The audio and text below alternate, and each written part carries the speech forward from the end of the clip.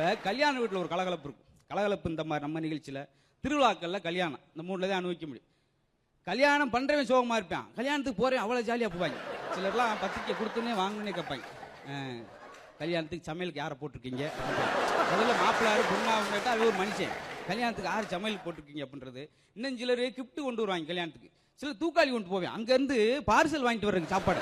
அப்படி கோஷ்டி போயிட்டு இன்னும் ஒரு கோஷ்டி கல்யாணத்தில் சம்மந்தமில்லாத பேசுறது.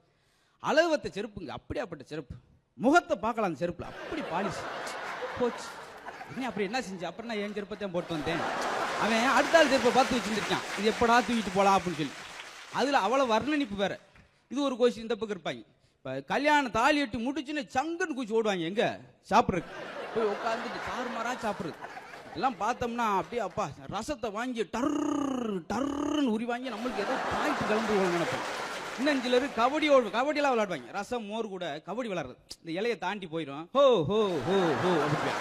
ஏன் அது உலகத்தில் என்னைக்குமே கிடைக்காதா? அப்படி அதில் ஒன்று அவனுக்கு ஒரு சந்தோஷம். இங்கிட்ட ஒரு ஆம்பளையை பார்த்து நீங்கள் சொல்லுங்க மாப்பிள்ளை விடா பொண்ணு விடா, நான் மண்டபத்துக்கு பக்கத்து விடு, அவனு வந்துருக்கான். வாழை மரம் கட்டி இந்த பூரா சாப்பிட்டு போகிறான். பல பேர் கல்யாணம் பண்ணி ஏழையாக போகிறது இப்படித்தான். சம்மந்தமில்லாத நிறையா பேர் இருக்குது.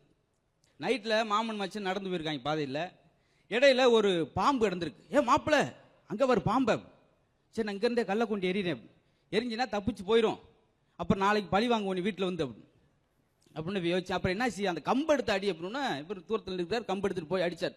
சத்துன்னு அவன் ஒரு 15 நிமிஷம் அடிக்கிறான். என்னடா சாகவே மாட்டேங்குது, ஏழை லூஸ் பழைய பாம்பை கையில் எடுத்துட்டு கம்பு அடிச்சுக்கிட்டு இருக்கடா, முதல்ல அதை விட்டு இதர்றா அப்படின்னு சொல்லி